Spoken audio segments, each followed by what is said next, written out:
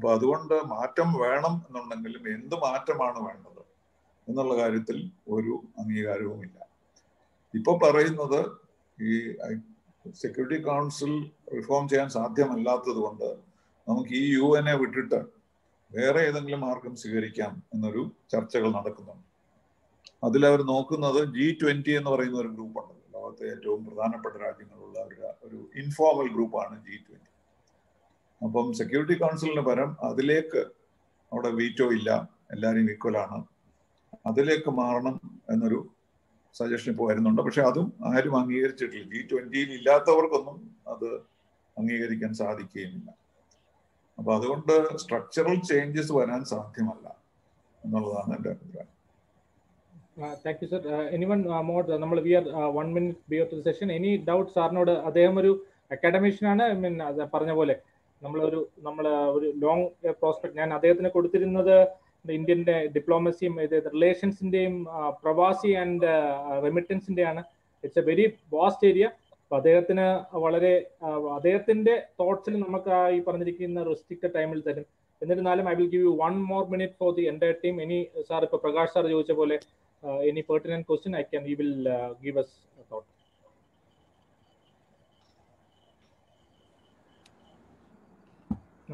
Sir, nobody is over there, sir. You can sir, over to you, sir. Sir, we are over to you, and it's up to you. No, I'll speak, and after that, if there are questions, I can deal with it. Vijay sir ചോദിച്ചില്ലായിരുന്നു COVID ആനന്തരത്തിന്റെ ഒരു കാര്യം sir അദ്ദേഹത്തോട് ചോദിക്കണം. Vijay sir sir വളരെ open ആയിട്ട് നമ്മളോട് ഇത്രയും നമ്മൾ സ്ട്രക്ചർ ആയിട്ടാണ് ഈസ് വെരി ഓപ്പൺ. വിജയ് സാറിന് ആ ഒരു കോവിഡിന്റെ ഇഷ്യൂവിലുള്ള ഒരു തോട്ട് എന്നോട് നമ്മൾ സംസാരിച്ചല്ലോ. You can directly ask at this point of time. നമ്മള് COVID-19 കാര്യത്തിൽ കേരളം ഇച്ചിരി കൂടെ ഒരു മെച്ചപ്പെട്ട ഒരു സമീപനം കാണിച്ചിരുന്നു. എന്ന് വെച്ചാൽ തുടക്കത്തിൽ ഇത്തിരി നമ്മുടെ കോവിഡ് പടർന്നെങ്കിലും അതിനെ നമ്മൾ കുറെ രീതിയിൽ കൺട്രോൾ ചെയ്യാനൊക്കെ നമ്മൾ ശ്രമിക്കാൻ പറ്റും. അപ്പൊ കോവിഡിനെ സംബന്ധിച്ച് ഗ്ലോബൽ ലെവലിൽ ഈ കേരളത്തിനൊരു നേട്ടം തന്നെ ഉണ്ടായിരുന്നു. അപ്പൊ അതിനെ സംബന്ധിച്ച് ഒന്ന് സാറിന്റെ ഒരു അഭിപ്രായം ഒന്ന് അറിയാം. ഞാനൊന്ന് അതിനെപ്പറ്റി ഒരു ലേഖനം എഴുതുകയുണ്ടായി. നിങ്ങൾ ആരെങ്കിലും കണ്ടോന്ന് എനിക്കറിയില്ല. 30 foreign news papers including New York times, Washington post, അങ്ങനെയുള്ള ലോകത്തിലെ ഏറ്റവും പ്രധാനപ്പെട്ട ന്യൂസ് പേപ്പറുകളെല്ലാം കേരള മോഡലിനെ പറ്റി ഒരുപാട് പ്രകീർത്തിച്ചു. കാരണം ആദ്യമായിട്ട് കോവിഡ് കണ്ടെത്തിയത് കേരളത്തിലാണ്, വുഹാനിൽ നിന്ന് വന്ന സ്റ്റുഡൻസ്. പക്ഷേ 3 മരണമേ ഉണ്ടായുള്ളൂ ആദ്യത്തെ 6 മാസം. അതൊരു വലിയ റെക്കോർഡായിരുന്നു. അപ്പൊ അതുകൊണ്ടാണ് ശൈലജ ടീച്ചറിനെ കോവിഡ് കില്ലറെന്നും അങ്ങനെ ഒരുപാട് പേരുകൾ വിദേശ ന്യൂസ് പേപ്പറുകളൊക്കെ ഉപയോഗിച്ചു. അവരെ ഇന്റർവ്യൂ ചെയ്തു. അവരെ ഐക്യരാഷ്ട്ര സംഘടനയിലെ ഒരു കോവിഡ് വെബിനാറിന് ക്ഷണിച്ചു, സെക്രട്ടറി ജനറൽ ഉള്ളപ്പോഴൊക്കെ. അങ്ങനെ ഒരു ഗ്ലോറിയസ് ടൈം ഉണ്ടായിരുന്നു കേരളത്തിന് ആ സമയത്ത്. അതൊരു ഭാഗ്യമെന്നേ പറയാൻ കഴിയുള്ളൂ. പക്ഷെ പൊതുവെ നമ്മുടെ പൊതു ആരോഗ്യ രംഗം മറ്റ് സ്റ്റേറ്റുകളെക്കാളും ബെറ്റർ ആണെന്നുള്ളതാണ്. അത് മൾട്ടി സ്പെഷ്യാലിറ്റി ഹോസ്പിറ്റൽസിന്റെ കാര്യമല്ല നമ്മൾ പറയുന്നത്. ഒരു വില്ലേജിൽ പോയാലും ഒരു ചെറിയ പട്ടണത്തിൽ പോയാൽ പോലും ഒരു പ്രൈമറി ഹെൽത്ത് കെയർ സെന്റർ എങ്കിലും കാണും. അങ്ങനത്തെ ഒരു സിറ്റുവേഷൻ ഇന്ത്യയിൽ വേറൊരു സ്റ്റേറ്റിലുമില്ല. അത് പണ്ട് രാജാക്കന്മാർ തുടങ്ങിയതാണ്. അത് പിന്നെ തുടരുകയും ചെയ്തു. അങ്ങനെയാണല്ലോ നമ്മൾ കേരള മോഡൽ നമുക്കൊരു പേര് കിട്ടിയത്. അപ്പൊ അതുകൊണ്ടാണ് അത് കൺട്രോൾ ചെയ്യാൻ നമുക്ക് കഴിഞ്ഞത്. ലോകം അമേരിക്ക പോലും വിറച്ചു നിന്നപ്പോൾ നമുക്ക് ആ ഒരു റെപ്യൂട്ടേഷൻ ഉണ്ടായി. പക്ഷെ അത് മാറിയത് നമ്മൾക്ക് ആളുകളെ ഗൾഫിൽ നിന്ന് ധാരാളം ആളുകളെ നമ്മൾ കൊണ്ടുവന്നു.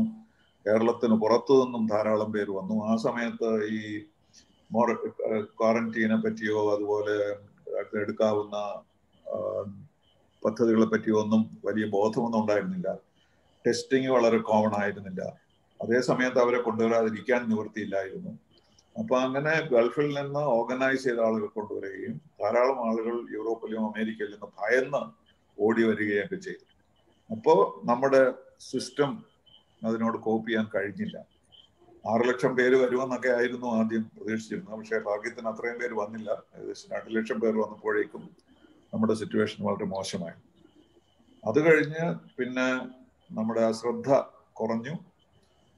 ഓണത്തിന് വന്നപ്പോൾ അല്ലെങ്കിൽ അതിന് മുമ്പ് തന്നെ മാസ്ക് ധരിക്കുന്ന കാര്യത്തിലും കൈ കഴുകുന്ന കാര്യത്തിലും ഡിസ്റ്റൻസ് കീപ്പ് ചെയ്യുന്ന കാര്യത്തിലൊന്നും ശ്രദ്ധയില്ലാതായി ജനങ്ങൾക്ക്. ഒരു ജനറൽ ഒരു ലേസിനെസ്, ഇതൊന്നും സാരമില്ല, ഇത് വന്നിട്ട് പോട്ടെ എന്നുള്ള ഒരു സ്ഥിതിയിലേക്ക് നമ്മുടെ മനസ്സ് മാറിയതിലാണ് ഈ അപകടം മുഴുവൻ ഉണ്ടായത്.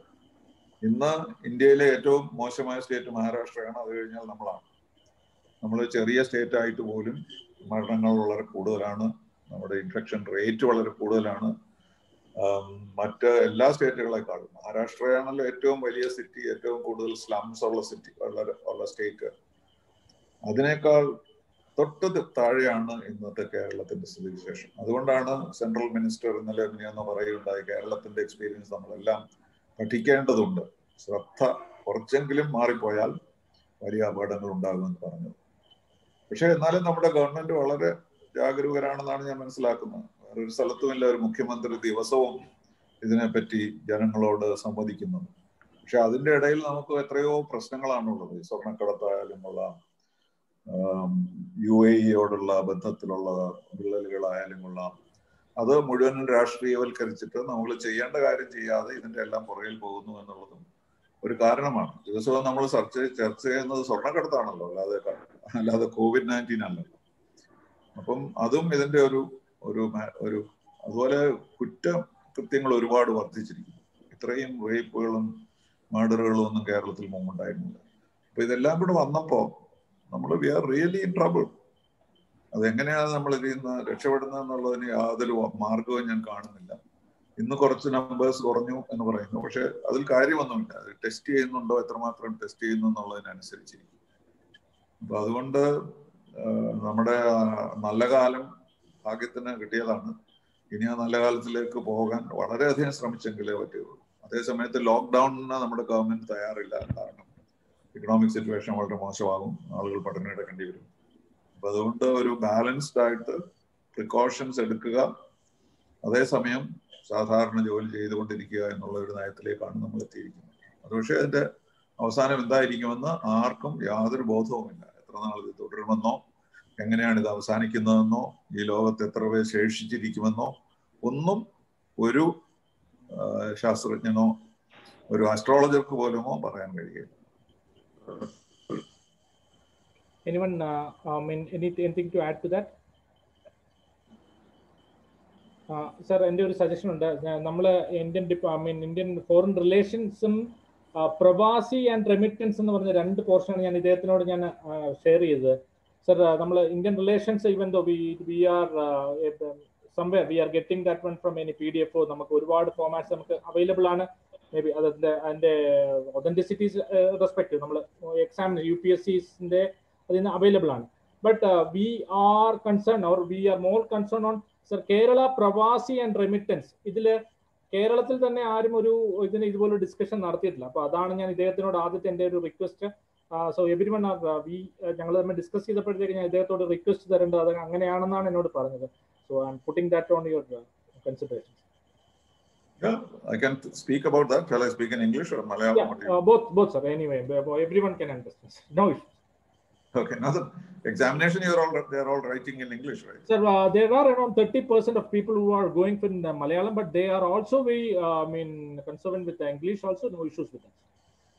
Okay.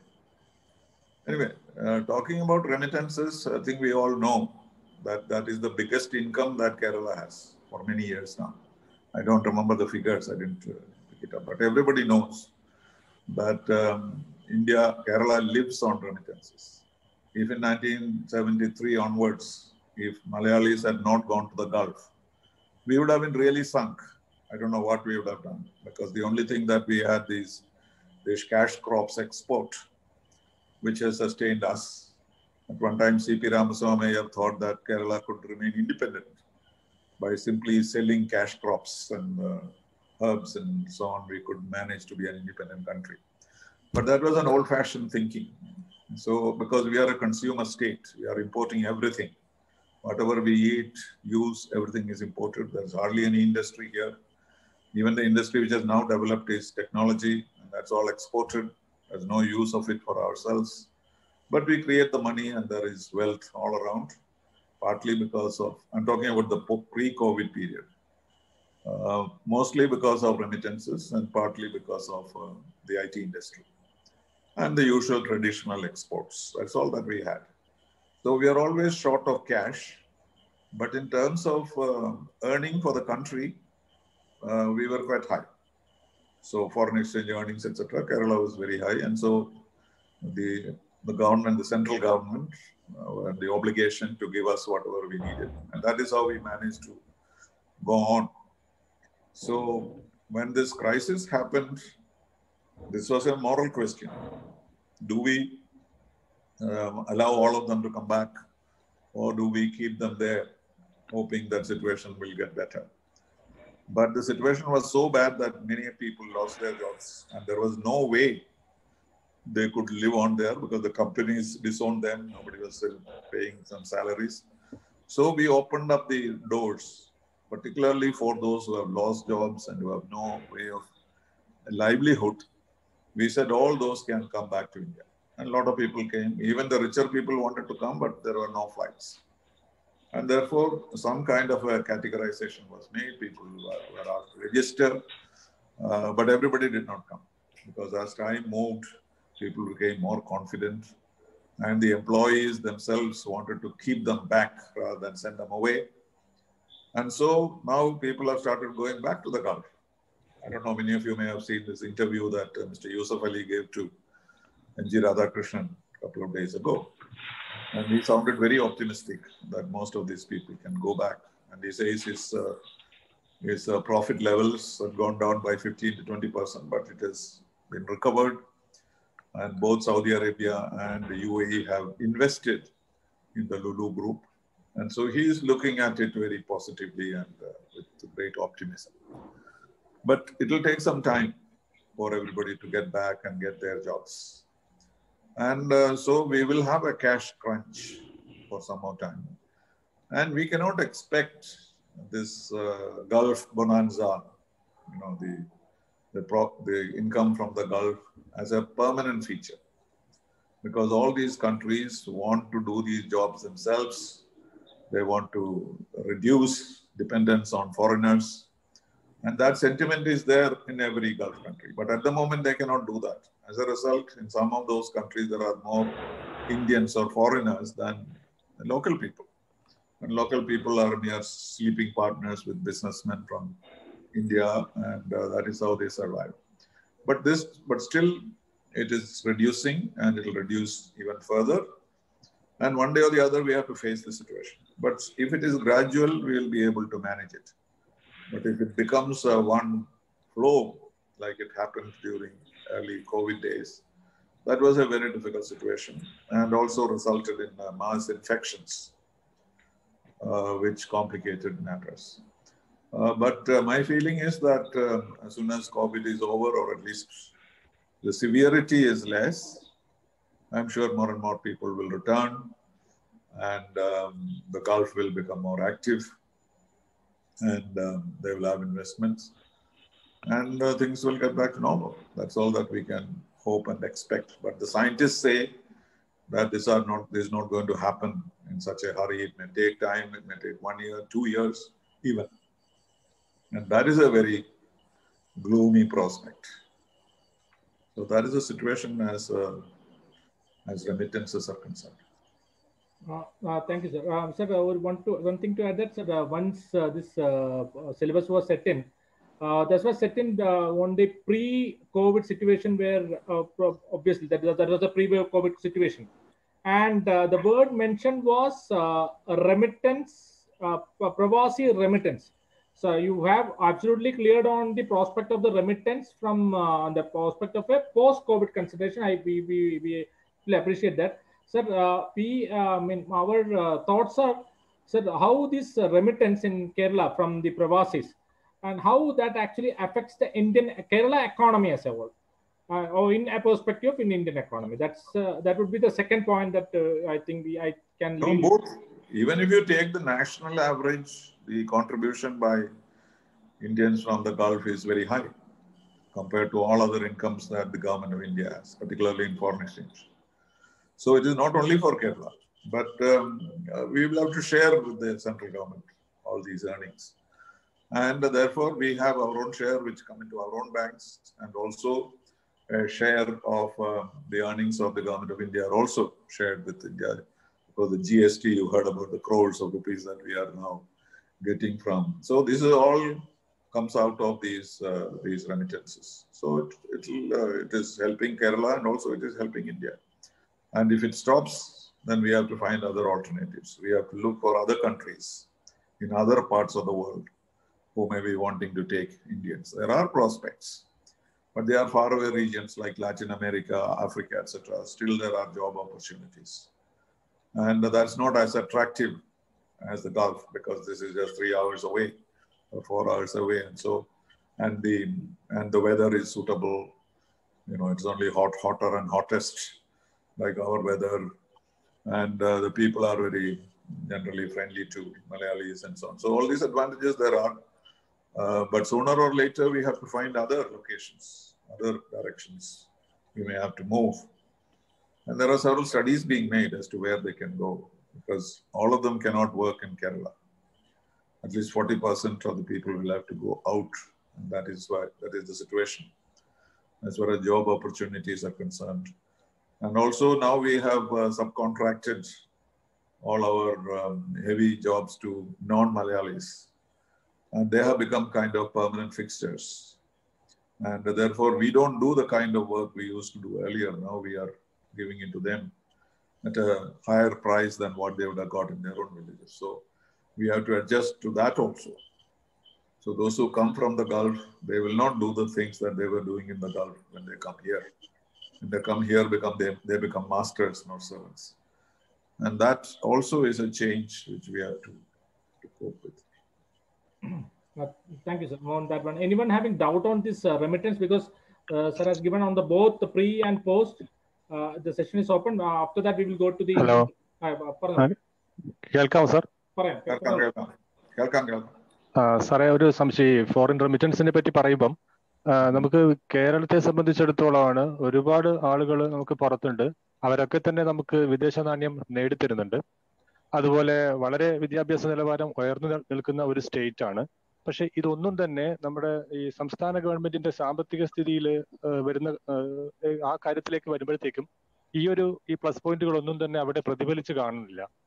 വളരെ ഈ കോവിഡും കൂടി വന്നു നോക്കുമ്പോൾ സാമ്പത്തികമായിട്ട് തകർന്ന് തരിപ്പണമാവുന്ന കിടക്കുന്ന ഒരു സർക്കാരിനെയാണ് നമുക്ക് കേരളത്തിൽ കാണാൻ പറ്റുന്നത്. അപ്പോൾ ഇത്രയും പ്ലസ് പോയിന്റുകൾ ഉണ്ടായിട്ടും, ഇത്രയും ഫോറിൻ മണി നമുക്ക് ഏൺ ചെയ്ത് കൊണ്ടുവരുന്ന ആൾക്കാർ പുറത്തുണ്ടായിട്ടും നമ്മുടെ, അതായത് എനിക്ക് തോന്നുന്നു ഇവിടെ ജനങ്ങളുടെ അടുത്ത് പൈസയുണ്ട്, സർക്കാരിന്റെ അടുത്ത് പൈസയില്ല. എനിക്ക് തോന്നുന്നു മറ്റുള്ള സംസ്ഥാനങ്ങൾ നേരെ തിരിച്ചാണെന്ന് തോന്നുന്നു. സർക്കാരിന്റെ അടുത്ത് പൈസ ഉണ്ടാവും, ജനങ്ങൾ പാവപ്പെട്ട് കിടക്കുന്നു.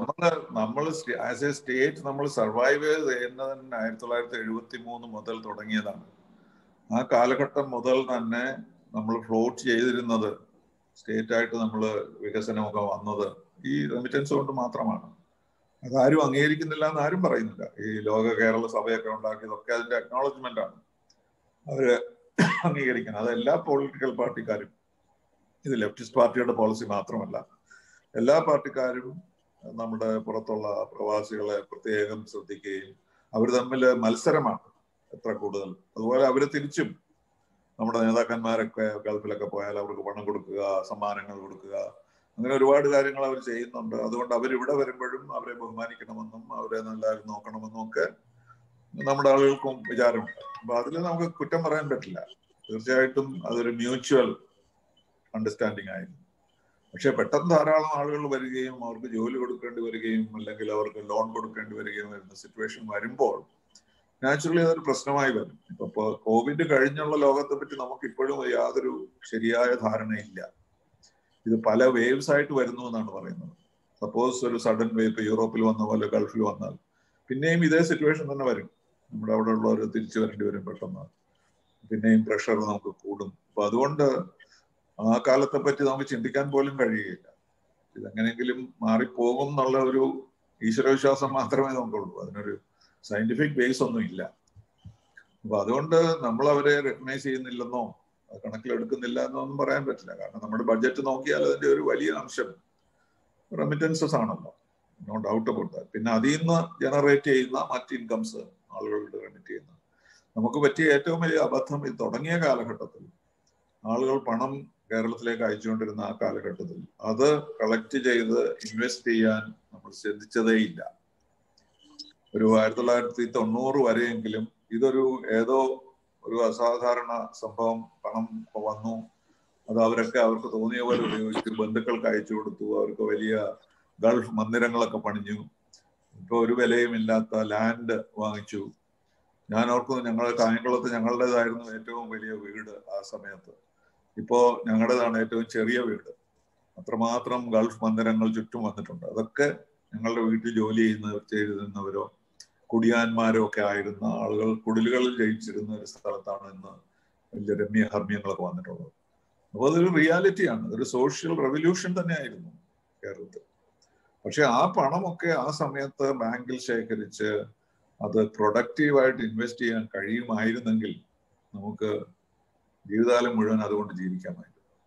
പക്ഷെ അവരുടെ ഇൻവെസ്റ്റ്മെന്റുകളൊക്കെ വളരെ ഫൂളിഷ് ഇൻവെസ്റ്റ്മെന്റ്സ് ആണ്.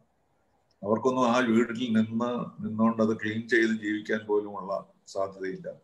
അവർ ചെലവാക്കിയ തരത്തിലുള്ള പണം വേറെ ആരും അതിന് കൊടുക്കുകയുമില്ല. അന്നൊരു ഇമോഷണൽ വാല്യൂ ആയിരുന്നു. ഇപ്പൊ ഇമോഷണൽ വാല്യൂ ഒന്നുമില്ല. അപ്പൊ അതിലാണ് നമുക്ക് അബദ്ധം പറ്റിയത്. ഗവൺമെന്റിന് അബദ്ധം പറ്റിയത് അത് ആ കാലത്ത് ഗവൺമെന്റ് അത് ഏറ്റെടുത്ത ബോണ്ടുകളോ അതുപോലെയുള്ള സൗകര്യങ്ങളോ ഒക്കെ ഉണ്ടാക്കിയിട്ട് അത് കേരളത്തിന്റെ വികസനത്തിനായി ഉപയോഗിച്ചിരുന്നെങ്കിൽ ഈ പ്രശ്നം വരില്ലായിരുന്നു. ഇപ്പൊ നമ്മൾ ശ്രമിക്കുന്നുണ്ട്, കുറച്ചൊക്കെ അത് സംഭവിക്കുന്നുണ്ട്. ഇപ്പൊ നമ്മുടെ ന്യൂക്ലിയർ ടെസ്റ്റ് നടന്ന സമയത്ത് ഒരു ഡിഫൻസ് ബോണ്ട് ഉണ്ടാക്കിയപ്പോൾ അത് ഏറ്റവും കൂടുതൽ പണം അതിന് ഇൻവെസ്റ്റ് ചെയ്തത് ഗൾഫിലെ മലയാളികളാണ്. കാരണം അവർക്ക് 18% ഇൻട്രസ്റ്റ് കിട്ടുമായിരുന്നു. അത് അത്ര ഇൻട്രസ്റ്റ് വേറൊരു കാലത്തും ആർക്കും കിട്ടിയിട്ടില്ല. അതുകൊണ്ട് അവര് മുഴുവനും അതിൽ ഏകദേശം ഒരു 80 to 90% ആ ബോണ്ട് മുഴുവനും ഗൾഫിലുള്ള ഇന്ത്യക്കാരാണ് വാങ്ങിയത്. അത് അവർക്കെല്ലാം ബെനിഫിറ്റ് ഉണ്ടാവുകയും ചെയ്തു. പക്ഷെ അതിനുശേഷവും അതിനു മുമ്പും നമ്മൾ അങ്ങനെ ചെയ്തിട്ടില്ല. അമേരിക്കയിലെ വലിയ റിച്ച് ആയിട്ടുള്ള മലയാളികളൊന്നും ഇതിനകത്ത് ഇൻവെസ്റ്റ് ചെയ്തേയില്ല.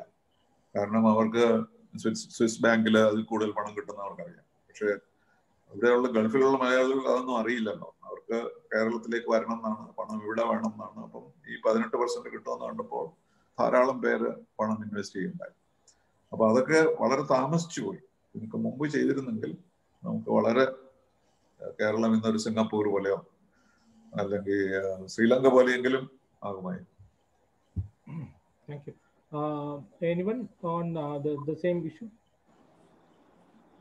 അല്ല, നമുക്ക് സിലബസിലേക്ക് പോകണ്ടേ? അതോ സാർ ഇപ്പൊ സിലബസിനെയും ഇന്ത്യൻ ഡിപ്ലോമസിയിലോട്ട് കയറുകയാണ് സാർ. അപ്പൊ നമ്മള് രണ്ടുപേ ഉള്ളൂ. ആദ്യത്തെ സാർ ഏകദേശം കഴിഞ്ഞു. കാരണം pre post corona that one is absolutely over.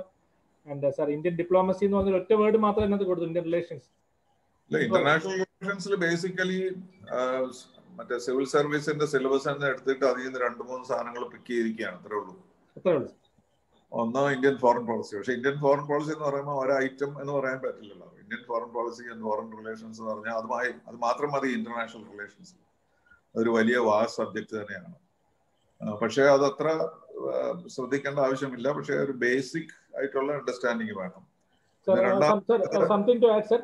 Sir നമ്മുടെ ഈ പേപ്പറിന് നമ്മൾ സാറിനോട് ഞാൻ ഇന്ന് നമ്മൾ what we have discuss for the last 2 days നമുക്ക് 100 മാർക്കിന്റെ സ്കോപ്പ് മാത്രമാണ് എൻറ്റയർ പേപ്പറിലുള്ളത്. ഇന്ത്യൻ ഡിപ്ലോമസി അല്ലെ ഇപ്പൊ ഇന്ത്യൻ റിലേഷൻഷിപ്സ് എന്ന് പറയുന്ന സാധനത്തിൽ നമ്മൾ as with concern to the candidate his scope of writing or what the question may be coming will be maximum of a 15 marker. അപ്പോൾ ഞങ്ങളെ ഗ്രൂപ്പിൽ ഡിസ്കസ് ചെയ്ത് ഇദ്ദേഹത്തോട് പറയുന്നതാണ്. അപ്പോൾ ഞങ്ങൾക്ക് വേണ്ടതെന്ന് പറഞ്ഞു കഴിഞ്ഞാൽ what we would be requesting you is sir നമ്മുടെ ഒരു ഹോളിസ്റ്റിക് ആയിട്ട് ഇപ്പൊ നമുക്ക് ഇന്ത്യൻ റിലേഷൻ ഇന്ത്യൻ ഡിപ്ലോമസി ഇപ്പൊ നമുക്ക് റിലേഷൻ കൺട്രി വൈസ് എടുക്കുകയാണെങ്കിൽ സാർ 5 ദിവസം എടുത്താലും തീരില്ല. എന്നിരുന്നാലും നമ്മുടെ ഒരു ബേസ് ആയിട്ടുള്ളത് അതാണ് ഞങ്ങൾ ഉദ്ദേശിക്കുന്നത്. അത് തീർച്ചയായിട്ടും I can finish it in one lecture. പക്ഷെ രണ്ടാമത്തെ ആസ്പെക്റ്റും കൂടെ ഉണ്ട്. രണ്ടാമത്തേത് international organisations, that is the UN and various other groups. നമ്മളിപ്പം പുതിയ ഒരുപാട് ഗ്രൂപ്പുകൾ ഉണ്ടല്ലോ. Shanghai corporation and BRICS and quad and so many organisations R there. അപ്പൊ അതിനെപ്പറ്റി ഒരു ഐഡിയ കൂടെ വേണം. ഇത് രണ്ടുമാണ് വേണ്ടത്. ജനറലി ഒരു idea of A general policy, what is the direction it is taking, അപ്പോൾ അതിനകത്ത് നമ്മൾ will talk about China, will talk about US, will talk about Russia. മറ്റു രാജ്യങ്ങളിലേക്കൊന്നും പോകേണ്ട ആവശ്യമില്ല. അതൊന്ന്. പിന്നെ രണ്ടാമത്തേത് ഐക്യരാഷ്ട്ര സംഘടന, അതിന്റെ സ്ട്രക്ചർ. അതിപ്പോൾ ഒരു കാര്യം നമ്മൾ ഓൾറെഡി ഡിസ്കസ് ചെയ്ത് കഴിഞ്ഞു. അത് സാധാരണ ചോദിക്കുന്ന ഒരു ചോദ്യമാണ്, ഇന്ത്യക്ക് എന്നാണ് പെർമനന്റ് മെമ്പർഷിപ്പ് കിട്ടുക എന്നുള്ളത്. അത് ഗവൺമെന്റ് പലപ്പോഴും സത്യം പറയാറില്ല. നമുക്ക് നാളെ കിട്ടും, മറ്റന്നാൾ കിട്ടും എന്നാണ് നമ്മൾ ധരിപ്പിച്ചു വെച്ചിരിക്കുന്നത്. പക്ഷെ 79 മുതൽ ഈ കാര്യത്തിൽ വളരെ ആക്റ്റീവായിട്ട് പ്രവർത്തിച്ചുകൊണ്ട് എനിക്കറിയാമെന്ന് നടക്കാൻ പോകുന്നില്ല എന്നുള്ളത്. അതാരും വിശ്വസിക്കുന്നില്ല. എല്ലാവരുടെയും വിചാരം ഒരു എന്തെങ്കിലും സംഭവിക്കും. ഒരാൾ എന്നോട് പറഞ്ഞു, ഫ്രഞ്ച് റെവല്യൂഷൻ സംഭവിച്ചില്ലേ, നമ്മളാരും പ്രതീക്ഷിച്ചില്ലല്ലോ, സോവിയറ്റ് യൂണിയൻ കൊളാപ്സ് ചെയ്തില്ലേ. അപ്പൊ അതുപോലെ ഒരു ദിവസം suddenly India may become permanent member. Okay, good, let's hope. എന്നല്ലാതെ ലോജിക്കലായിട്ട് ഈ ഇതിൽ പറയുന്ന ചാർട്ടറിൽ പറയുന്ന മാറ്റങ്ങൾ അനുസരിച്ച് ഇന്ത്യക്ക് പെർമനന്റ് മെമ്പർഷിപ്പ് വിത്ത് വീറ്റോ കിട്ടാൻ യാതൊരു സാധ്യതയില്ല. പിന്നെ പെർമനന്റ് മെമ്പർഷിപ്പ് വിതൗട്ട് വീറ്റോ ആകാം, ലോങ്ങർ നോൺ പെർമനന്റ് മെമ്പർഷിപ്പ് ആകാം. അങ്ങനെ ഞാൻ പറഞ്ഞില്ല, 193 രാജ്യങ്ങൾക്ക് അവരുടെ പ്രൊപ്പോസലുണ്ട്. പക്ഷെ അതൊന്നും തന്നെ എല്ലാവരും accept ചെയ്യുന്നതുമാണ്.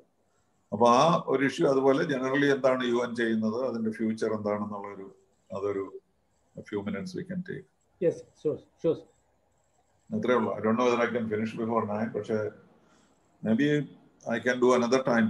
Absolutely, sir. Absolutely, sir. സാറിന് ഇദ്ദേഹത്തിന്റെ കാരണം we look forward for ഞങ്ങളെ സംബന്ധിച്ചോളം we need to contain that the entire aspect, because ഇത് ഈ പറഞ്ഞിരിക്കുന്ന Kerala public service commission is conducting this examination for the first time, and സാറിനോട് പറഞ്ഞോളൂ, it is in haste, the entire syllabus in haste, nobody knows what to be done, and even അതിനകത്തുള്ള spelling mistakes വരെ are concerning for the candidates and so നെറ്റിൽ നിന്ന് copy എടുത്തതാണ്, ഒട്ടും ചിന്തിക്കുക പോലും ചെയ്തിട്ടില്ല. സർ, ഇന്നലെ we had a discussion with professor with is a doctor from Malayalam എവല്യൂഷനിൽ എടുത്തപ്പോഴത്തേക്ക് Kerala PSC has given Malayalam language revolution എന്നാണ് ഇട്ടേക്കുന്നത്. So we presume that it is not revolution, it is evolution. അത് ഞങ്ങളുടെ ഇത്രയും അതാണ് സർ ഇപ്പോഴത്തെ പ്രോസസ്. അതെ, ഇതിൽ വാല്യൂ ചെയ്യുന്നതും എനിക്ക് അറിഞ്ഞൂടാ എങ്ങനെയായിരിക്കും എന്നുള്ളത്. സോ ആരായിരിക്കും വാല്യൂ ചെയ്യുന്നതും. പക്ഷേ it's good that it is happening. At least കുറച്ച് പേർക്കെങ്കിലും അവരുടെ ലൈഫ് സ്റ്റൈൽ മാറ്റാനും കുറച്ചും കൂടെ ഇമ്പോർട്ടൻസ് പൊസിഷൻസ് എടുക്കാനുള്ള ഒരു ഓപ്പർച്യൂണിറ്റി കിട്ടുന്നുണ്ടല്ലോ. അത് as long as it is fair.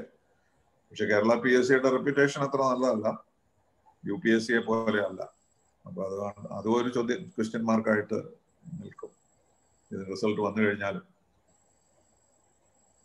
അതങ്ങനെ ഇരിക്കട്ടെ. നമുക്ക് വേണമെങ്കിൽ ഫോറിൻ പോളിസിയെ പറ്റി I can speak for some time. Yes, we can start, sir. Thank you. Okay. So വളരെ വളരെ ബ്രീഫായിട്ട് ഞാൻ പറയുള്ളൂ. അത് ബുള്ളറ്റ് പോയിന്റ് പോലെ notes എഴുതുന്നെങ്കിൽ എഴുതിക്കൊള്ളണം. Please team, make sure that you are taking the notes from sir പറയുന്നത് എടുക്കുക. We are recording the entire situation, but still നമ്മൾ മനസ്സിൽ വിചാരിക്കുന്നതല്ലോ. റെക്കോർഡിംഗ് എന്ന് പറഞ്ഞിട്ട് നോട്ട് എഴുതുന്നതിനെ സബ്സ്റ്റിറ്റ്യൂട്ട് ചെയ്യാൻ പറ്റില്ല. Unless you write with your own hand, you will never remember it. അതാണ് എൻ്റെ ഫിലോസഫി. ഞാൻ പഠിപ്പിക്കുന്ന എല്ലാ കുട്ടികളോടും ആദ്യം പറയുന്നത്, പോയൊരു വളരെ തിക്ക് നോട്ട് ബുക്ക് വാങ്ങിക്കുക.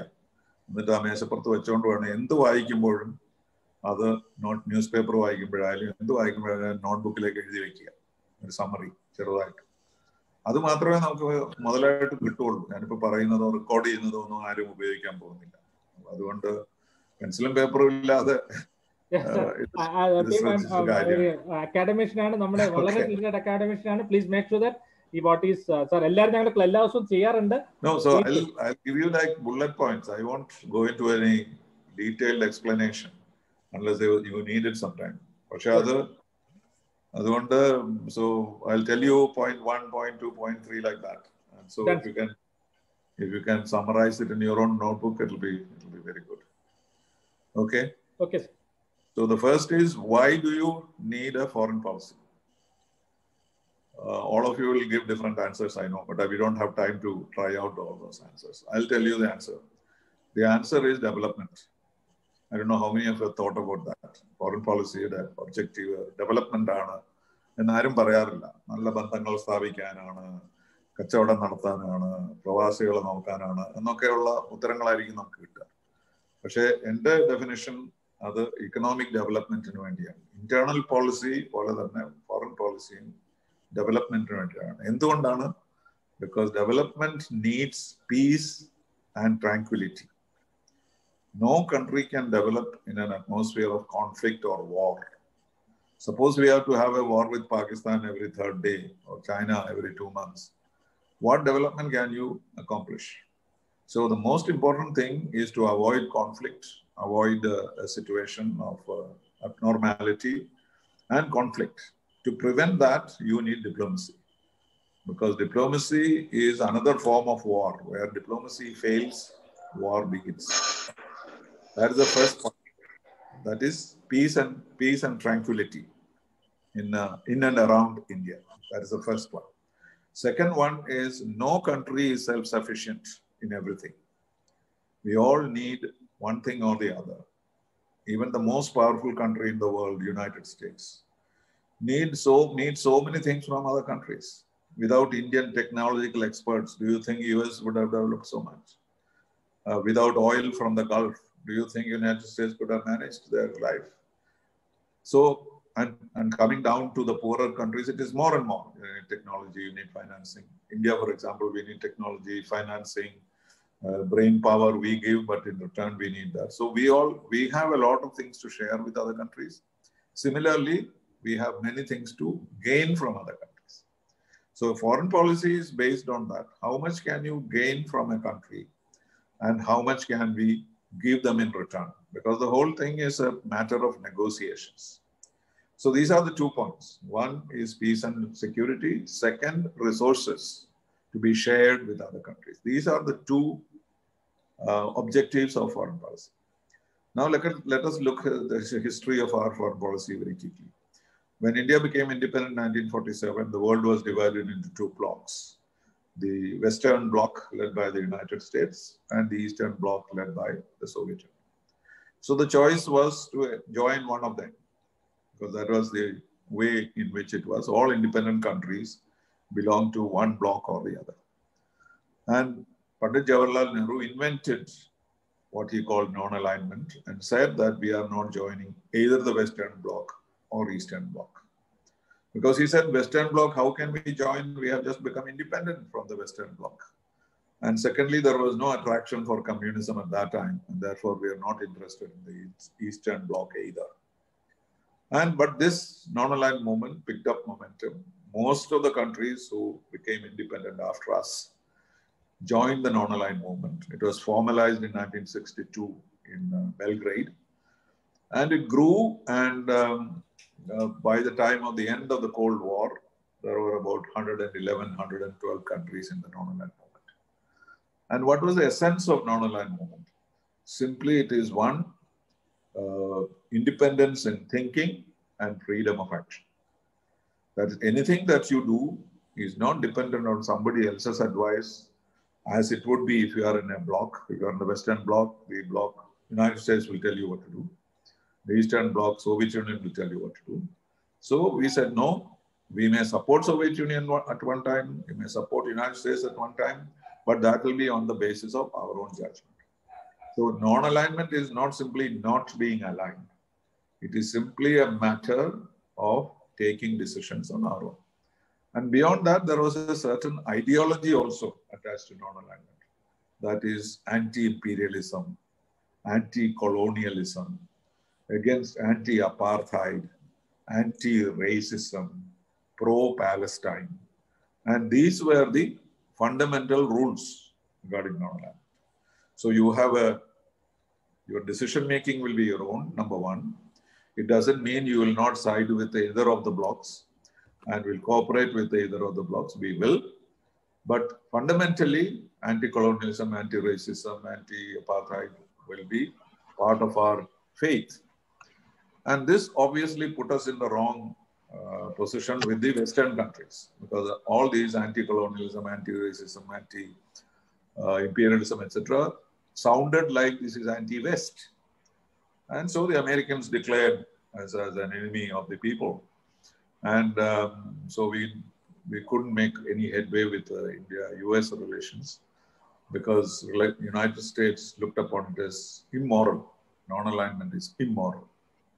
And so we didn't get any kind of cooperation from the US. And naturally, because the other bloc, the Eastern Bloc, was as well developed in technology, etc. So we became more dependent on the Soviet Union. And that dependence was an opportunity and a necessity. It was not ideological at all. But at the same time, Soviet Union had no reluctance about the non-aligned movement. So they welcomed us as their friends, and they even called us natural allies of the East. And gradually, there were many advantages we had in a good relationship with the Soviet Union. And so we started having good relations with the Soviet Union. We adopted the planning methods. Our 5-year plans came from their 10-year plan.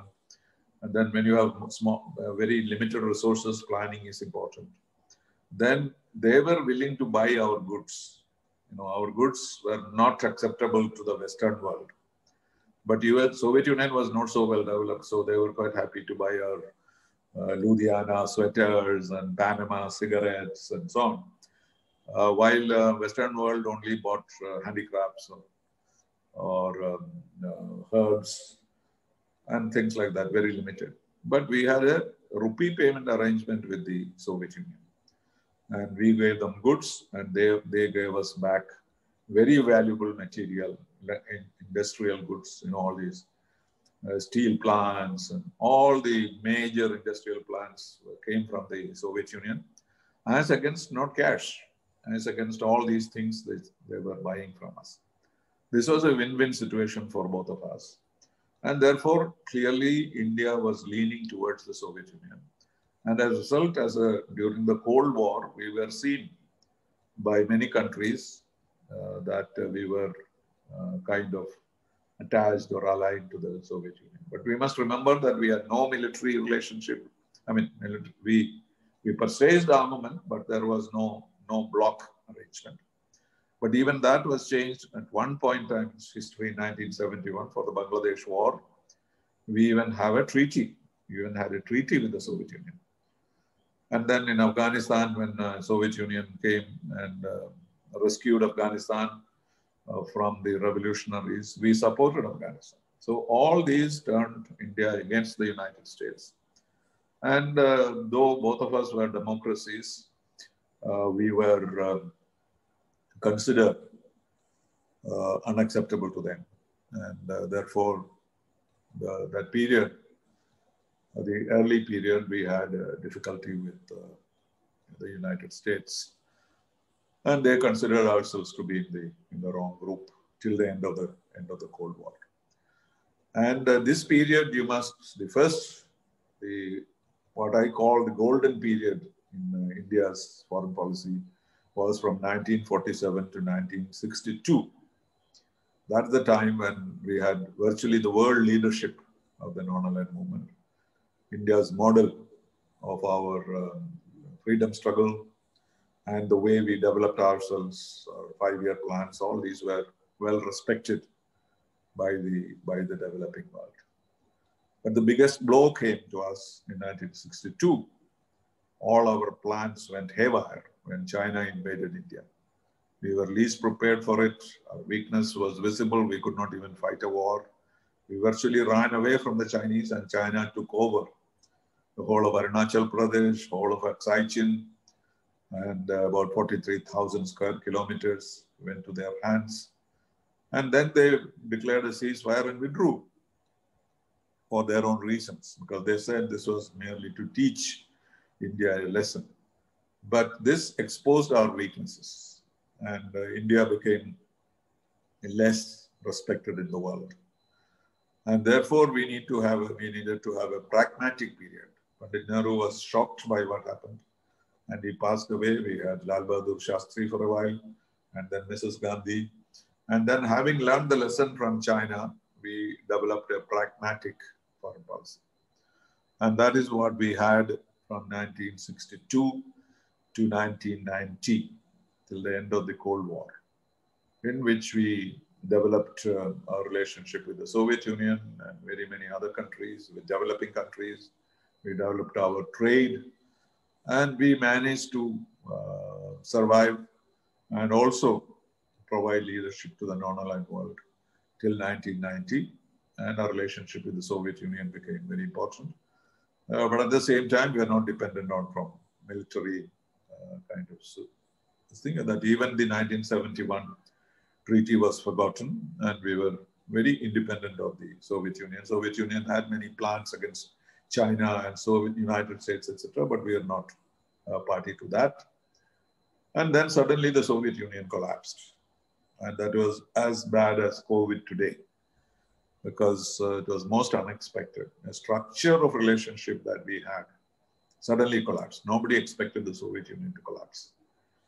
And so our pragmatic period ended there, and we had to learn to swim suddenly.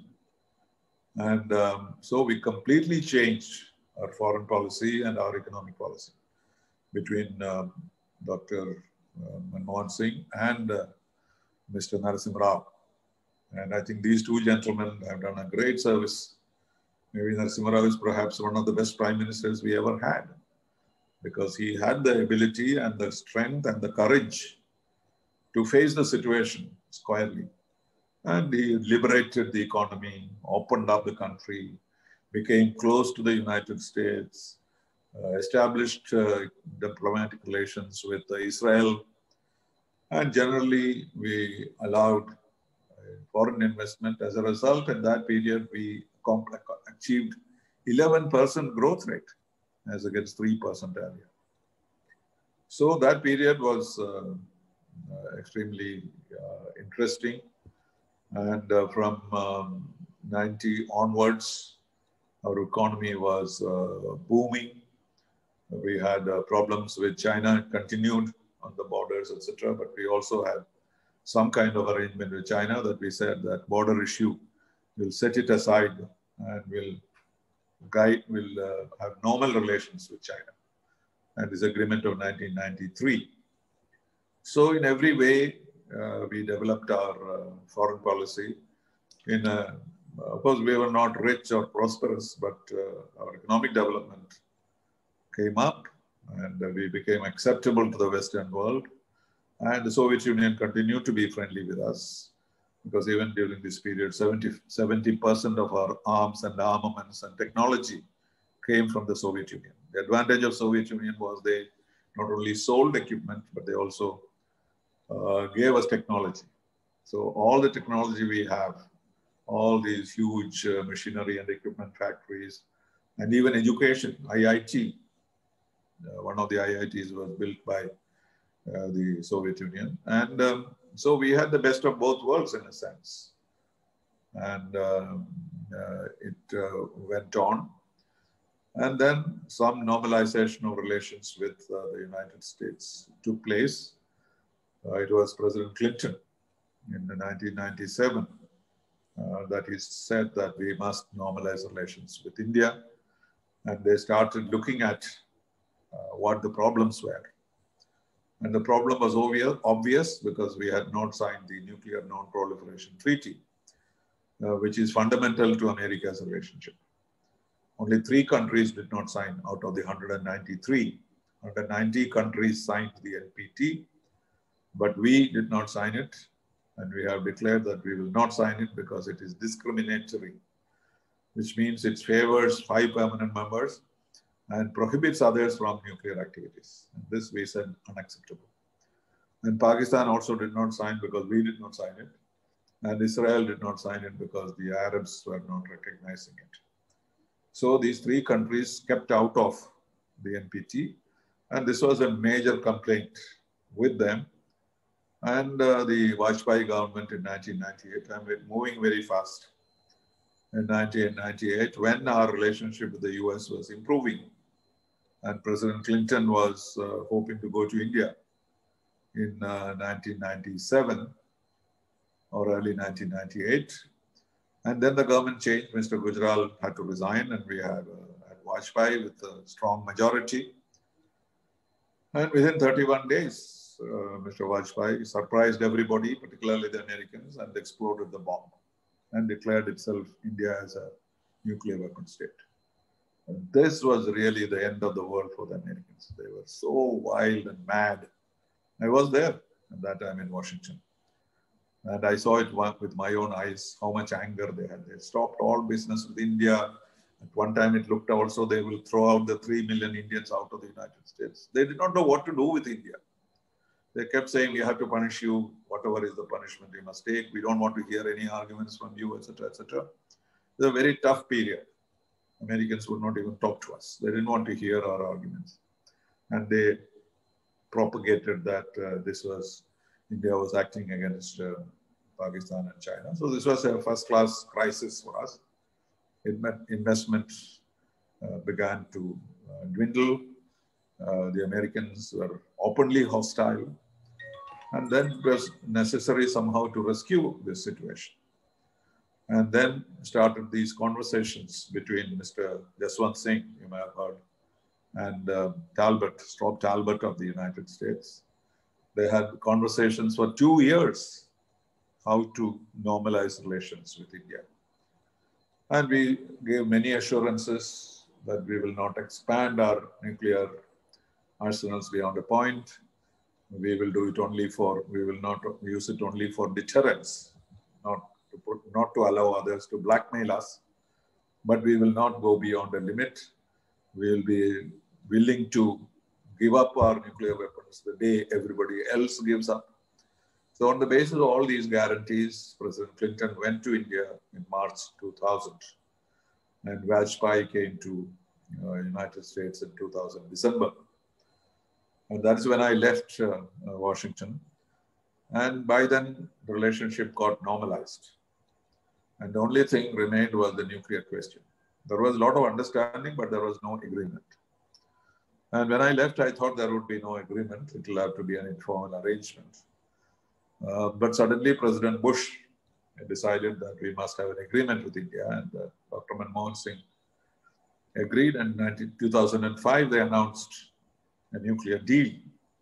But it took us 5 years to negotiate it. It was signed only in 2008. So with the nuclear deal, our relationship with the United States became normal. And new projects came up, investments came. And in 2010, Barack Obama came to India. Though he was in the opposition when the nuclear deal was signed, he said, we will accept the deal. And we agreed to import nuclear material from them. We agreed to import aircraft fighters from the United States. But all that collapsed because India developed its own, the liability law.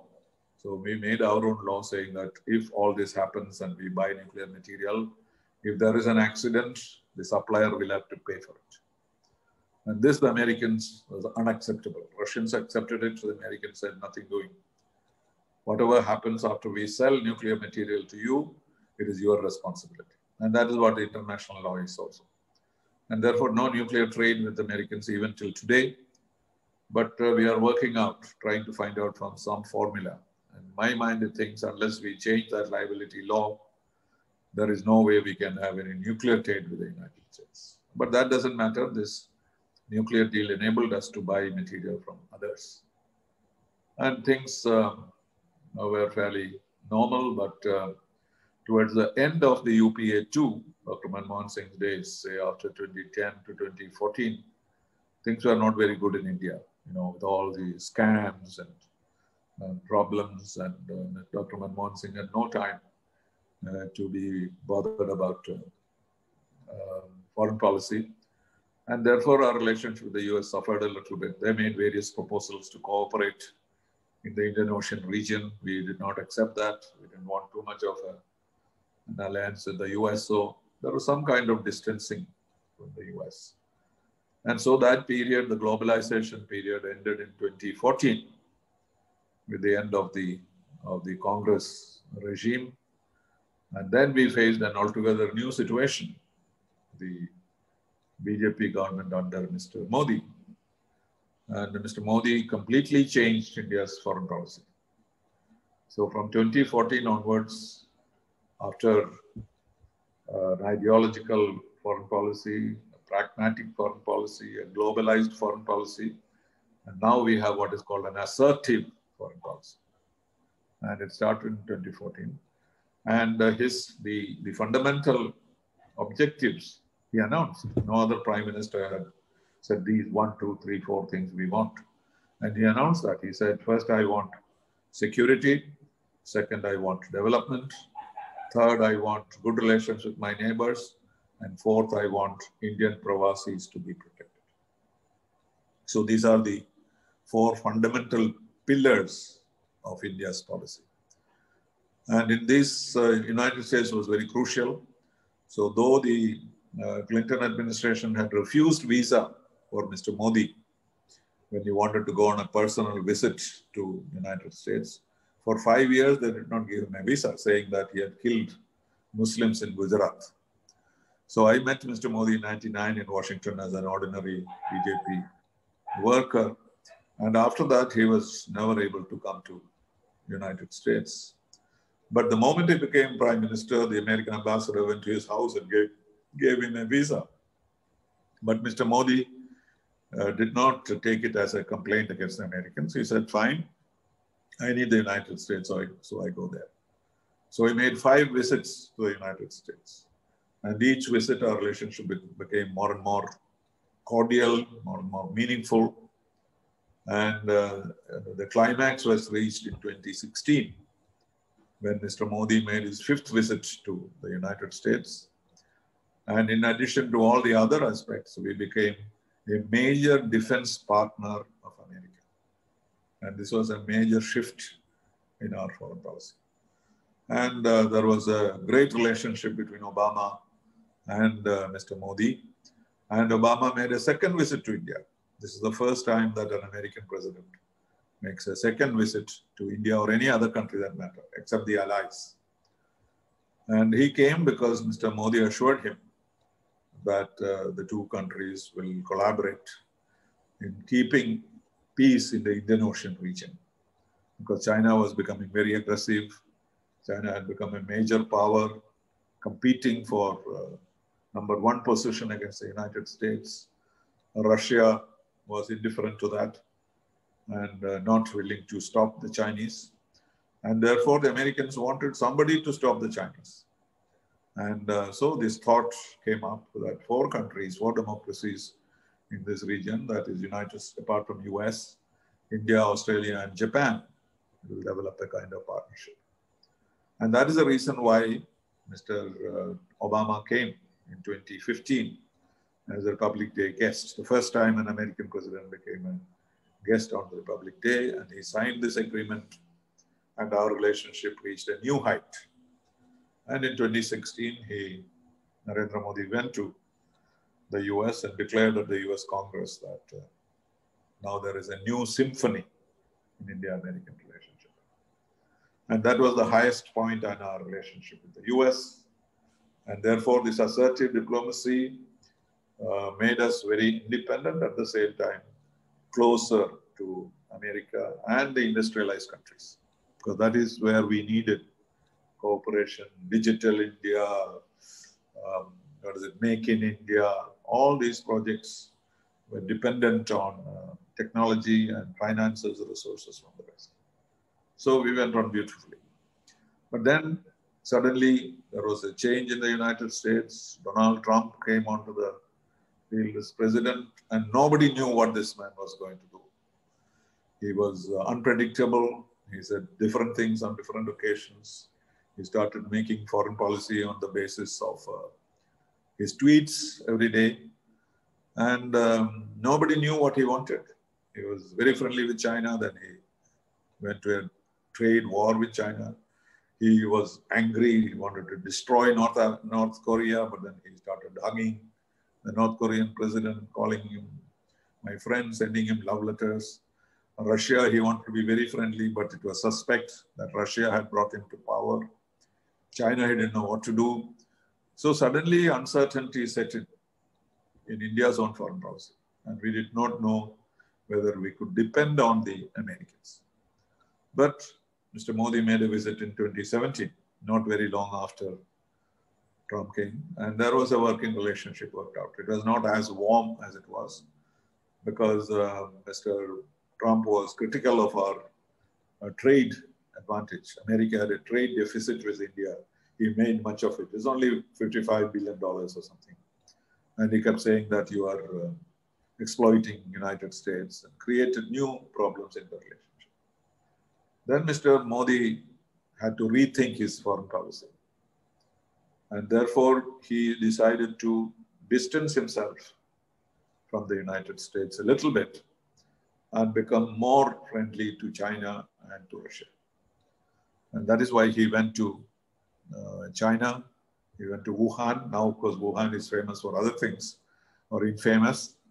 But at that time, Wuhan was a flourishing city in China, and he went there. We don't know what he agreed with the Russians, but with the Chinese, but our relationship is supposed to have improved, though there was no sign of it. Similarly, he went to Russia, to Sochi, and had meetings with Mr. Putin. And towards the end of which year shall I say? By the time his second term, let's say, the first term, when it ended, we had a fairly good relationship, and Pakistan, we put Pakistan in its place, and there was, on the whole, there was a happy global situation in favor of India. At that time, we managed to deal with all the three countries. And then when Mr. Modi became Prime Minister second time, he focused more on resolving some of the internal problems, like Kashmir, Article 370, the citizenship, etc., etc. So he became very much involved in that. And that created some difficulties for us abroad. There was human rights allegations against India and wrong interpretation of the law. They said the Muslims are in danger in India. There was no truth in that. But we faced a lot of criticism from many countries in the West. And we were dealing with it when this COVID arrived. So this was another earthquake. And this, of course, completely upset everything. So we have to now start from the beginning. So our happy relationship, you can say, ended in early 2020. And we are facing this new, I don't know what this period will be called. Maybe it will be called the COVID period or the post-COVID period. And full of challenges. Nothing is valid anymore of whatever we did. In the past, everybody is up to himself. The United Nations could do nothing because the Chinese insisted that this is not a business of the Security Council. And every country, whatever it could do for COVID, they did. There was hardly any cooperation. Everybody is making a vaccine. Everybody is trying to fight COVID. There was no international cooperation at all, except India, which suggested some kind of cooperation. China kept declaring that they will cooperate, but their interest was something entirely different. And they realized that this is their opportunity to become the world leader. And they thought United States was on a withdrawal mode. And so China decided to flex its muscles to become the most powerful country in the world. And that is why it invaded India. It created problems in Hong Kong, it created problems in Taiwan, it created problems in South China Sea. And for us, a first-rate situation where it has occupied another 1,000 kilometers of Indian territory. And if they don't withdraw, we don't know what we will do. And the net result of it is that we have become more close to the United States. And the Quad, these four countries, is developing as a visible alliance, not a military alliance yet, but with all the implications of a military alliance. So the global situation changed again. And now we are in a difficult situation with COVID, with China, and of course our economic collapse. And all of us were shocked the other day when Indian and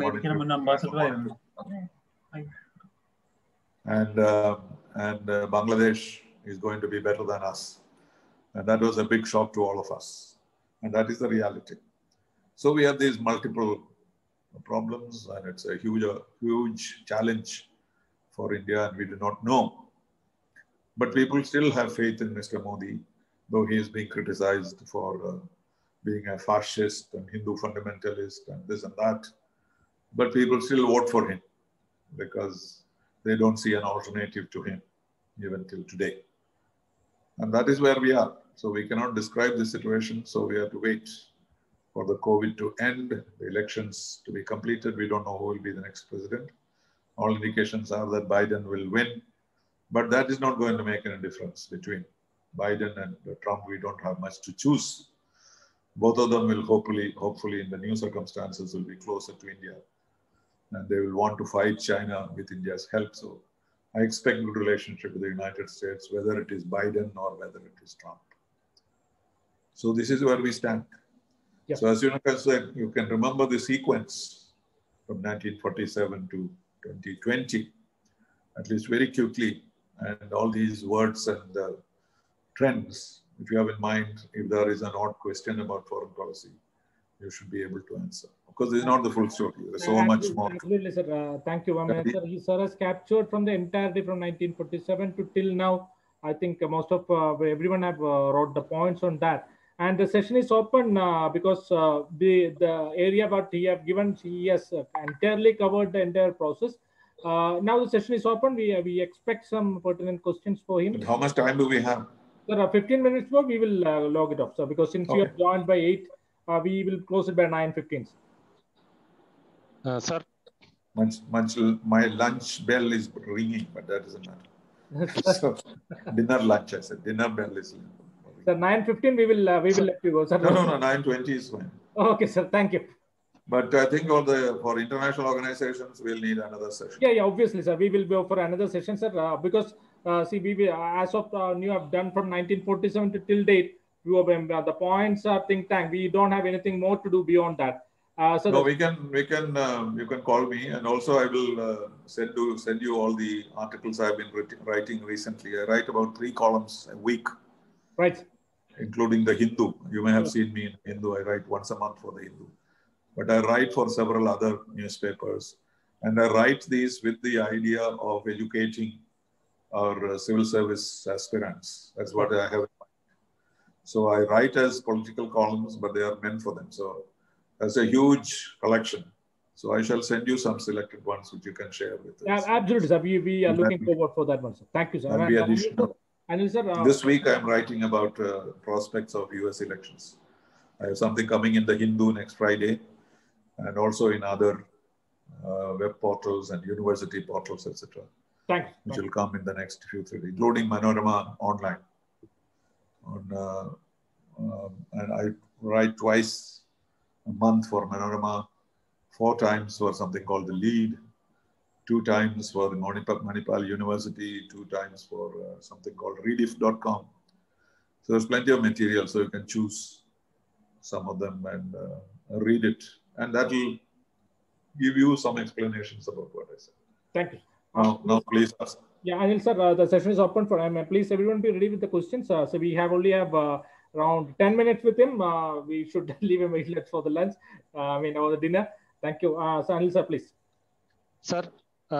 ഇപ്പൊ മുമ്പെങ്ങും ഇല്ലാത്ത വിധം China, Pakistan, Nepal ഈ 3 neighbouring കൺട്രീസുമായിട്ട് നമ്മുടെ ബന്ധം കുറച്ച് വഷളായിട്ട് കിടക്കുന്ന ഒരു സമയമാണല്ലോ sir. അപ്പൊ സാർ ഇതിൽ ഈ കാശ്മീരിന്റെ പ്രത്യേക പദവി എടുത്ത് കളഞ്ഞതുമായിട്ട് ബന്ധപ്പെട്ടിട്ട് നമുക്കത് അങ്ങനെ ബന്ധിപ്പിക്കാം. ശരിക്കും ചൈനയെയും പാകിസ്ഥാനെയും ഈ ഒരു കാര്യം പ്രകോപിപ്പിക്കുകയും നേപ്പാളിനെ അവരുടെ വശത്താക്കാൻ വേണ്ടി അത് അവർ ഉപയോഗിക്കുകയും ചെയ്തിട്ടുണ്ടോ സാർ? തീർച്ചയായിട്ടും ഉണ്ട്. അത് ചൈന പലപ്പോഴും അത് പറയുകയും ചെയ്തു. അവർ പറഞ്ഞല്ലോ ലഡാക്കിന്റെ സെപ്പറേറ്റ് സ്റ്റേറ്റസ് അവർ റെക്കഗ്നൈസ് ചെയ്യുന്നില്ല എന്ന്. നമ്മളെ ഒരു ചൈനയേ ഉള്ളൂ, നമ്മൾ തായ്വാനുമായിട്ട് ഡിപ്ലോമാറ്റിക് റിലേഷൻസ് ഇല്ല. അതൊക്കെ ചെയ്യുന്ന സമയത്ത് അവർ പറയുകയാണ് അവർ ലഡാക്കിനെ റെക്കഗ്നൈസ് ചെയ്യുന്നില്ല എന്ന്. അപ്പോൾ തീർച്ചയായിട്ടും 370 പാകിസ്ഥാന്റെ ഇൻട്രസ്റ്റുമാണ് അവരുടെ മനസ്സിലുള്ളത്.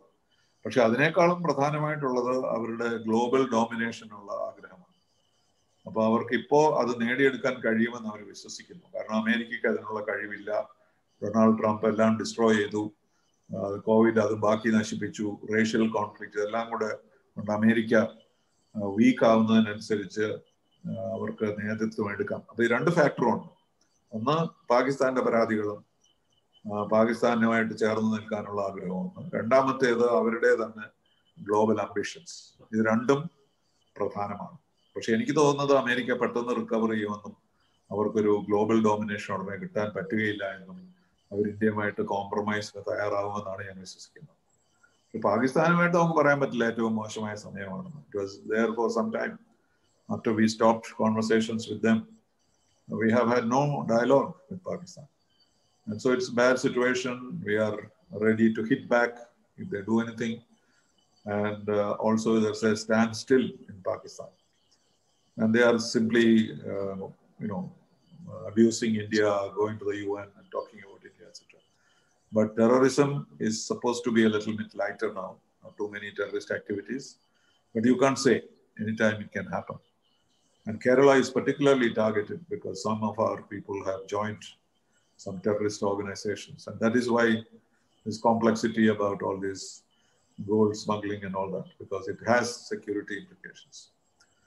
So all this presents a very, very huge threat to us. And that is why we will be getting closer to the United States. And that is the immediate effect. And once the crisis is over, maybe we can go back to normal. But we have good relations with Russia also and other European nations. And the US is the only country, not the only country which supports us. Southeast Asia, Vietnam, Indonesia, etc. are also friendly to us. Yeah. Thank you. Anyone, any next question, please? Sir, നമസ്കാരം sir.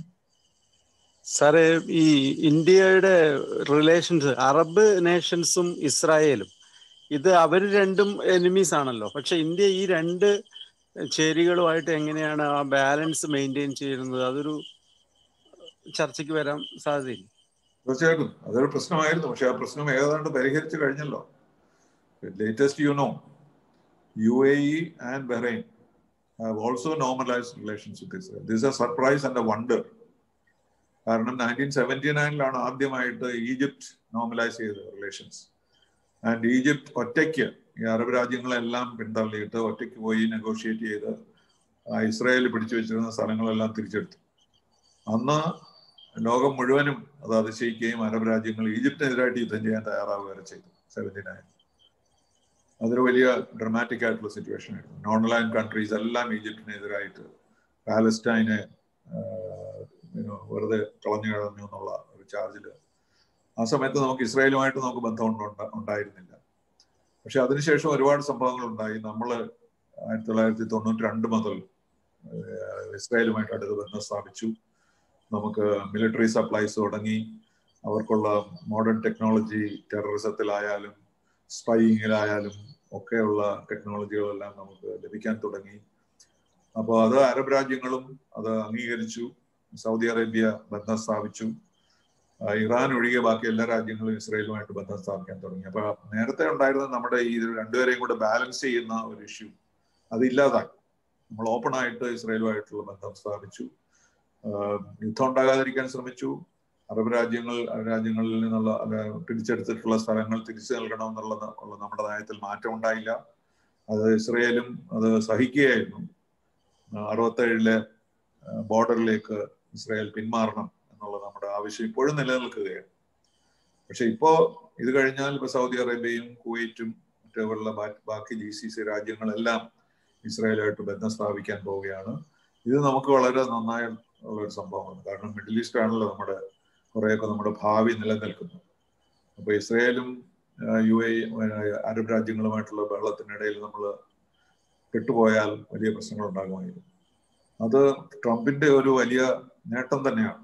ഈ ബഹളത്തിന്റെ ഇടയിൽ അദ്ദേഹം അത് സാധിച്ചു. അദ്ദേഹത്തിന്റെ സണ്ണിൻ law ആണ് ഇതെല്ലാം സാധിച്ചെടുത്തത്. He is A ജൂ. അതുകൊണ്ട് അയാളെ എല്ലാവരും വിശ്വസിച്ചു. അങ്ങനെയാണ് സൗദി അറേബ്യയുടെ ആയിട്ടുള്ള ബന്ധം സ്ഥാപിച്ചതും അങ്ങനെ ഈ പുതിയ ഡെവലപ്മെന്റ് ഉണ്ടായതും. അപ്പൊ ഈ പഴയ നമ്മുടെ പ്രശ്നം ഇപ്പോഴില്ല. ഈ ഡെവലപ്മെന്റ് നമ്മളെ സംബന്ധിച്ചിടത്തോളം വളരെ സഹായകരവുമാണ്. പ്രകാശ് സാറിന് ഒരു ഡൗട്ട് ഉണ്ടായിരുന്നു സർ. എന്തോ പ്രകാശ് സാർ ചോദിച്ചായിരുന്നു. Somebody has asked the question.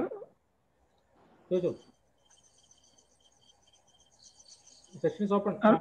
Hello. Yes. സാറേ, നമുക്ക് ഈ സെക്യൂരിറ്റി കൗൺസിലിൽ കയറാൻ വളരെ ബുദ്ധിമുട്ട് നമ്മൾ നേരിടുന്നുണ്ട്. എന്നാൽ നോ ചാൻസ് ഉണ്ട് സാർ, അത് ശരിയാണ്. പക്ഷെ അത് ചൈനക്ക് എങ്ങനെ അത് പറ്റി അന്നത്തെ കാലത്ത്? കാരണം സെയിം സിറ്റുവേഷൻസ് അന്നും നിലനിന്നിരുന്നല്ലോ. ഇല്ല, ചൈന ഉണ്ടായിരുന്നല്ലോ സെക്യൂരിറ്റി കൗൺസിൽ, ഒറിജിനൽ മെമ്പർ അല്ലേ? ഒറിജിനൽ മെമ്പറാണ് China, not PRC, People's Republic of China ആയിരുന്നില്ല. അപ്പോ ചൈന ഇൻഡിപെൻഡന്റ് ആയപ്പോൾ, അല്ലെങ്കിൽ ചൈനീസ് റെവല്യൂഷൻ കഴിഞ്ഞപ്പോൾ 72 വരെ സെക്യൂരിറ്റി കൗൺസിൽ ഇരുന്നത് കുമിൻതാങ് ചൈനയായിരുന്നു, ഇപ്പോഴത്തെ തൈവാൻ. അതൊരു അൺറിയൽ സിറ്റുവേഷൻ ആയിരുന്നു. India was one of the countries which fought very hard. They said, how can you leave China, the whole continent out and keep a little island in the security council? അത് ഇന്ത്യക്കെതിരായിട്ട് അന്ന് അമേരിക്കയൊക്കെ വളരെ എതിർത്തതാണ്. President Bush ആയിരുന്നു ആ കാലത്ത് ambassador. And അദ്ദേഹം വളരെ ഇന്ത്യക്കെതിരായിട്ട് ഒരുപാട് സംസാരിക്കുകയും പ്രവർത്തിക്കുകയൊക്കെ ചെയ്തു. പക്ഷേ 72ഓടുകൂടി ചൈനയെ അഡ്മിറ്റ് ചെയ്യേണ്ടി വന്നു. അപ്പൊ China was taking over the seat, the permanent seat for China. And even today it is not called People's Republic of China, it is just called China. കാരണം അല്ലെങ്കിൽ ഇത് മാറ്റി എഴുതേണ്ടി വരും. ഇപ്പോഴും സോവിയറ്റ് യൂണിയൻ തന്നെയാണെന്നാണ് ചാർട്ടറിൽ എഴുതിയിരിക്കുന്നത്. റഷ്യ ആയി കഴിഞ്ഞിട്ടും ചാർട്ടറിൽ നോക്കിയാൽ റഷ്യ എന്നുള്ള പേരില്ല, സോവിയറ്റ് യൂണിയൻ എന്നുള്ള പേരാണ്. പക്ഷെ ഇതെല്ലാം എല്ലാവരും അംഗീകരിച്ചിരിക്കുന്നതുകൊണ്ട് ചാർട്ടറിലെ വ്യത്യാസം വരുത്തിയില്ലെങ്കിലും അതൊരു പ്രശ്നമല്ല. പക്ഷെ അതിലൊരു കോംപ്ലിക്കേഷൻ ഉള്ള നിങ്ങൾ കേട്ട് കാണും. ഈ ചൈനയെ അഡ്മിറ്റ് ചെയ്യുന്നതിന് മുമ്പ് ആ സീറ്റ് ഇന്ത്യക്ക് തരാൻ വേണ്ടി അമേരിക്കയും റഷ്യയും കൂടി ശ്രമിച്ചു എന്നൊരു വാർത്തയുണ്ട്. ആ വാർത്ത എത്രമാത്രം സത്യമാണെന്ന് ആർക്കും അറിയില്ല.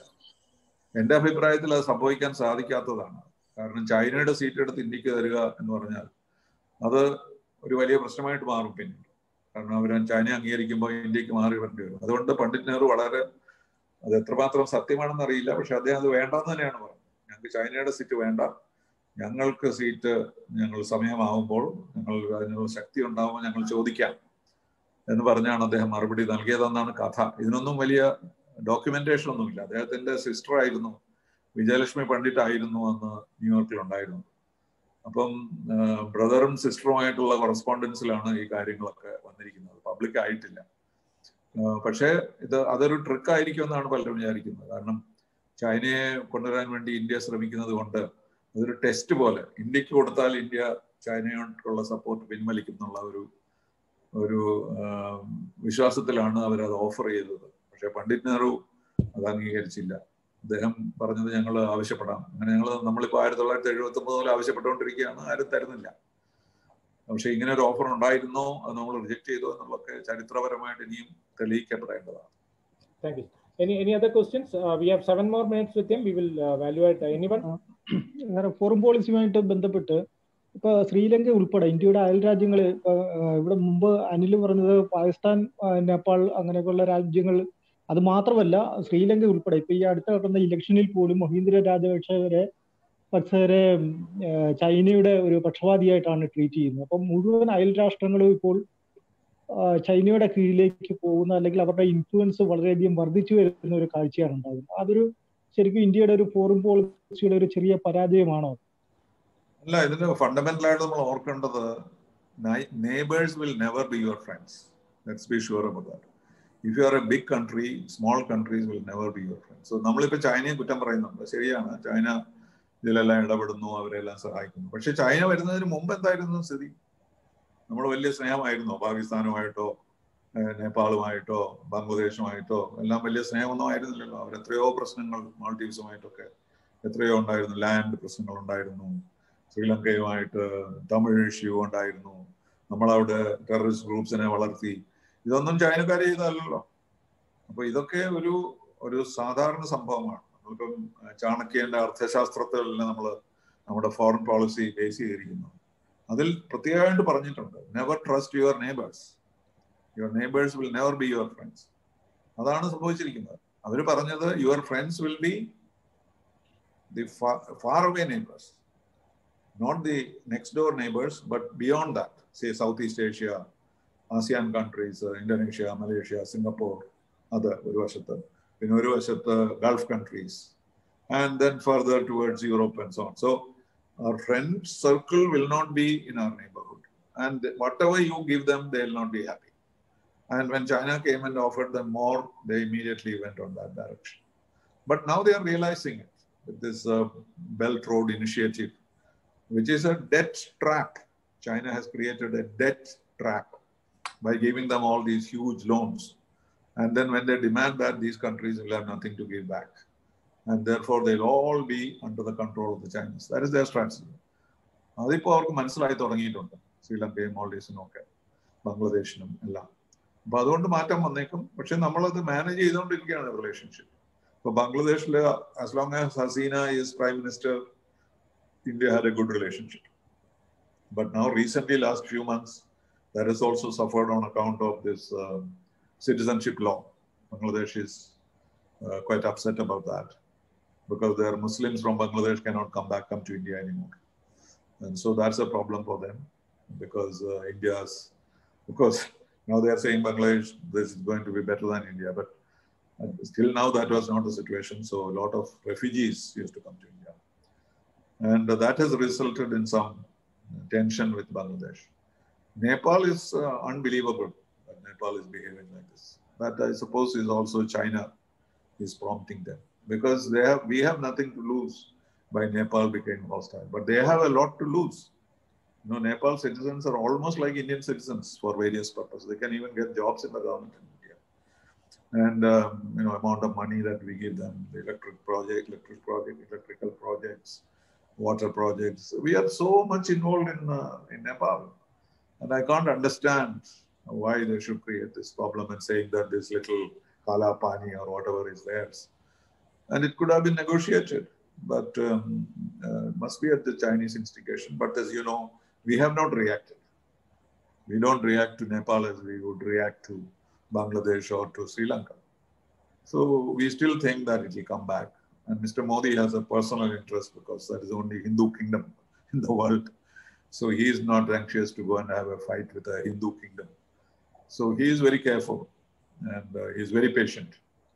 And he is now sending the Chief of Army Staff to Nepal because he was the one who first reacted to Nepal. So he sent him to Nepal to explain our position. And we are trying to bring that back. So this is a constant struggle. We can never have a happy relationship with our neighbors. We signed a peace agreement between Prabhakaran and Sri Lanka. We made so much of sacrifice. 1,000 Indian soldiers died in Sri Lanka. Is anybody grateful to you? Bangladesh was created by us. It's Indian blood. Does anybody thank you for it? No. One more generation, people will forget the number of lives India lost, the number of soldiers we lost. All that will not be remembered. They will say, we are now equal to you. So don't worry about having a happy relationship with neighbors. That's not possible. Particularly when you are a big country and you are more prosperous than the others. But we have to manage. And we have been very generous to the neighbors. We gave away the Kachativu Island to the Sri Lankans. We gave Teen Biga to Bangladesh. We have accommodated so many requests on water management. Even with Pakistan, we have an Indus Water Treaty. And with Bangladesh, Teesta Waters, everything we have been very, very friendly and we have given what we could. But we could not give them everything. And therefore their ambitions went away to China and we will recover that. Sir, last 1 minute answer. Sir, other bullet point because a few seconds more for your time. Sir, because the neighborhood policy is a very important aspect of UPSC. Yes, sir. Sir, so remember that some questions will come like India, Sri Lanka, or India, Maldives, or India, Bangladesh. One of these will definitely come in the examination. Sir, അതിനകത്ത് വന്നിരിക്കുന്ന ഒരു last some few seconds more with you. Sir, എനിക്കത് bullet points പറഞ്ഞാൽ നമ്മൾ sir soft diplomacy എന്നൊരു ചോദ്യം വന്നു കഴിഞ്ഞാൽ soft diplomacy is actually coming in UPSC lot question. ഇപ്പോഴും ആരെ ക്ലാരിറ്റി നമുക്കൊരു 3-4 ഒരു 5 പോയിന്റിൽ എഴുതാനാണെങ്കിൽ സാർ ഒരു 4-5 point soft diplomacy of India എന്ന് പറഞ്ഞൊരു കൺസെപ്റ്റ് UPSC ഒരുപാട് കണ്ടിട്ടുണ്ട്. സാർ നമുക്ക് ബുള്ളറ്റ് പോയിന്റ് ആയിട്ട് ഇദ്ദേഹം പറഞ്ഞാൽ മതി. I'm not taking 20, it's 9:20. Maybe another 30 seconds more with us. We will be very valuable to add to it. But they haven't done it yet. They want me to repeat it. No, sir. Soft diplomacy എന്ന concept UPSC ചോദ്യം ചോദിക്കുന്നുണ്ട്. Soft diplomacy. Soft power. It's not soft diplomacy. It is soft power. Yes, sir. Soft power. Soft power or smart power, it is now known as. Sir. This is a concept developed by a university in United States. That is, there is something called soft power as against hard power. Soft power is our culture, our traditions, our music, our books. So India is supposed to be richer in soft power. And that is now being redesignated as smart power, which means that you don't have to have all the military superiority, because that is hard power. So soft power can also be used to gain influence in the world. This is the thesis. Like, for example, Mahatma Gandhi is a great soft power instrument for us. People are fascinated by Mahatma Gandhi, and the whole world follows him. I wrote recently about the Gandhi magic, because even today, if you mention the word Mahatma Gandhi, whoever it is, the biggest villains of the world, they will say, oh, Mahatma Gandhi. No, it's a different category altogether. Or Hinduism, how much tolerant it is. And the whole culture coming up to all the way to Bollywood. All these, in the Soviet Union, for example, Raj Kapoor was more well-known than Pandit Nehru. You know, that was the situation. So how you can make use of it. But do you know who has the best soft power in the world? United States. Because one Coca-Cola is enough. There is no human being in this world who has not tasted Coca-Cola. Yes. What more do you want as soft power of the United States? And Germany, the great traditions of Germany. So to say that India has all the soft power is not true. And how much of it we can use also, it is doubtful. Because I don't think somebody will accept our friendship just because we have the soft power. So we need to have our strength. We need the military power also. That is my view. Yeah, thank you. So I should say soft power must be used. It must be a binding point, but hard power is the real power, and that has to be there. I think the team has got the point of soft power, because we are expecting a question on soft power of a 5-pointer, maybe a 2-pointer. That's where I just wanted to add that. Thank you, sir, for extending for 2 minutes more. We are gracefully blessed by your presence over here, and we shall be in touch with you in due course of time for the other session also at your convenience. Thank you from all my team. Good night, sir. Take care. Not my time. When is the exam? So it is next month, 20th. 20th of November? Yes, sir. Okay. So very little time for that. So that's why we are taking like you to be on the system. So we will be a little leap beyond the other guys to be in the informative mode. We are into the writing sessions also. I shall update you on our development also in the due process, sir. Thank you, sir. Take care, sir. Good day. Thank you very much. Bye-bye.